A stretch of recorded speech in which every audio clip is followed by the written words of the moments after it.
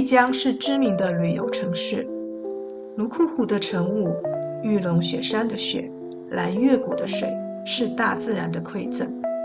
泸沽湖之美在上期已分享给大家，壮丽的景色不在本次的介绍范围，而是想给来丽江旅居的朋友们提供一些由衷的建议，尤其是像我一样没有交通工具自驾的人。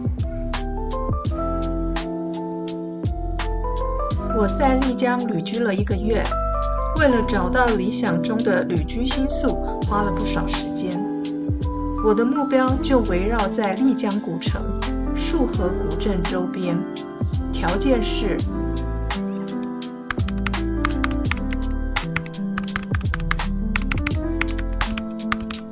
丽江景色优美的景点很多，为什么非得靠近古城呢？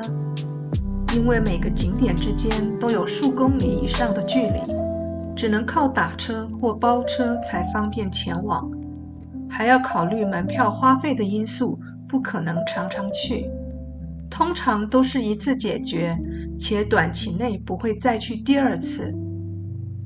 而古城免门票，范围广阔，想逛就去，对喜爱纳西东巴文化的我而言是最佳选择。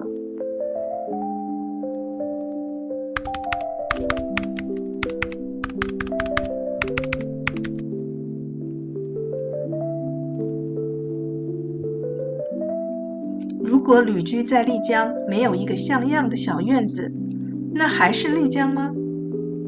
庭院是体现慢生活的象征，是慵懒舒适惬意的代名词，自然是非有不可，必备的。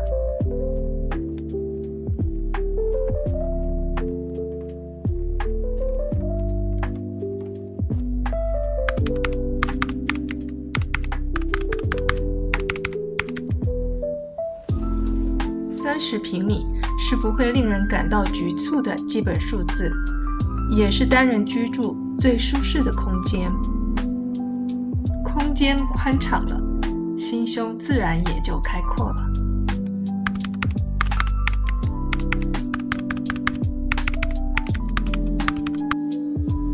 旅居生活待在房里的时间必然不少，单靠手机行动网络是不现实的。看电视追剧或是用电脑工作都需要网络，有个工作区域或阅读空间是非常必要的。浴室干湿分离算我的执念吧，很多其他条件符合的，就因为这项没达标被我否定了。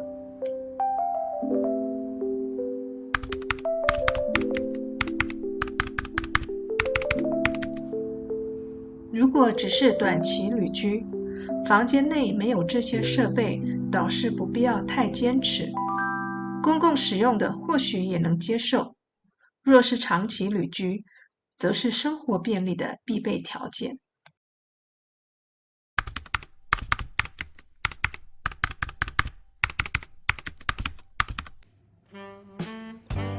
旅居和旅游不同，旅居更注重生活细节，且天数更长，因此住宿预算的把控非常重要，时间越长越要精打细算。在具备上述几个条件的前提下，我是以当地行情和低于台湾50%到70%的租金定出标准，这是以我单人居住设定的基本底线。如果是双人以上平均，则金额更低，或是能以更高的价格获得更好的住宿条件。以上种种条件筛选下来，月租房已经出局，只剩下日租民宿可供选择了。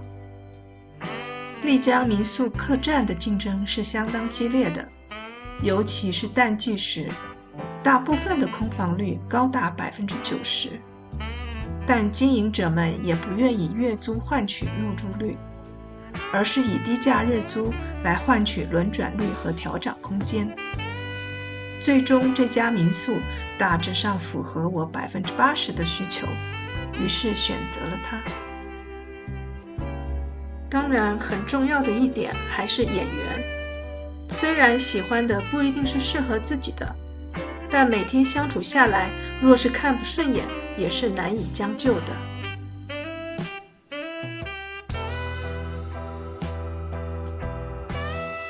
被列为世界文化遗产的丽江古城，一共包括大岩古城、束河古镇、白沙古镇3个部分。景区范围广阔，气势大度恢宏，面积达1100平方公里。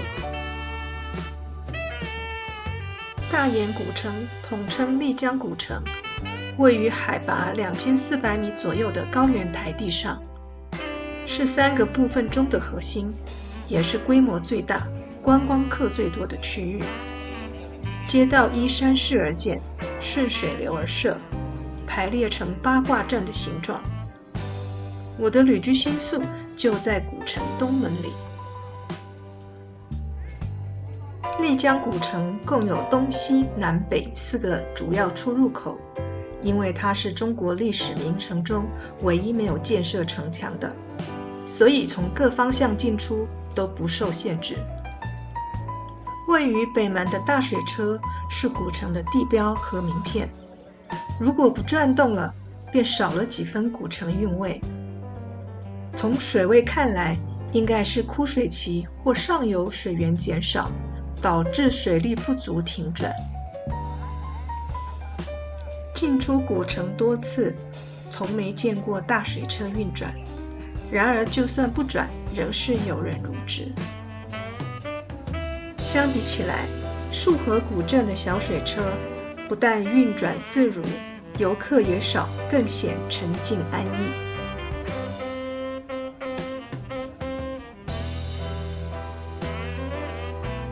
束河古镇像是茶马古道唯一活着的古镇，比丽江古城更恬淡，比大理古城更隐士。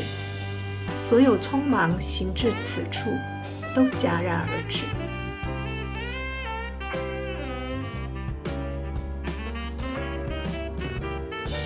飞花触水可说是束河古镇的诗意结界。束河的温柔与灵动，在这里完成一场永河回圈的天地合演。当夜色降临，灯光亮起的瞬间，整条溪流开始流淌暖黄色的蜜，伴着民谣酒馆传出吉他弹唱声，点点光亮倒影，像一串跌落人间的星群。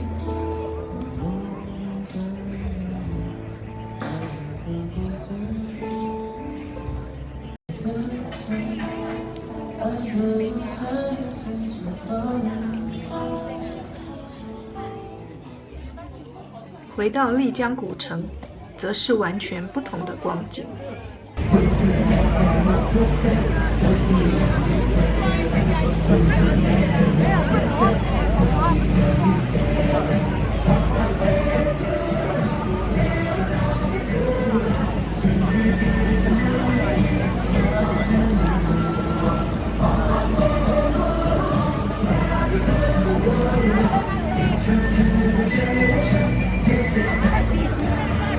篝火晚会人挤人，酒吧街上的喧闹隔着老远就能听见。我忽然明白，丽江古城的夜色不过是一层精心包装的外衣，既没有传说中的浪漫，也没有想象中的神秘，有的只是商业化的躯壳和无数游人留下的足迹罢了。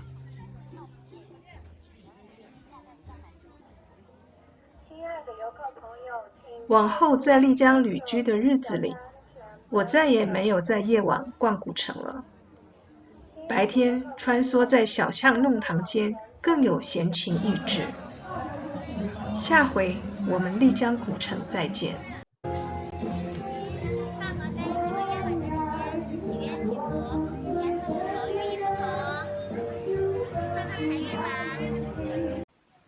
如果您喜欢这支影片，请按赞并订阅我的频道，或是留言告诉我喜好，比如美食、美景、住宿、娱乐还是物价等等。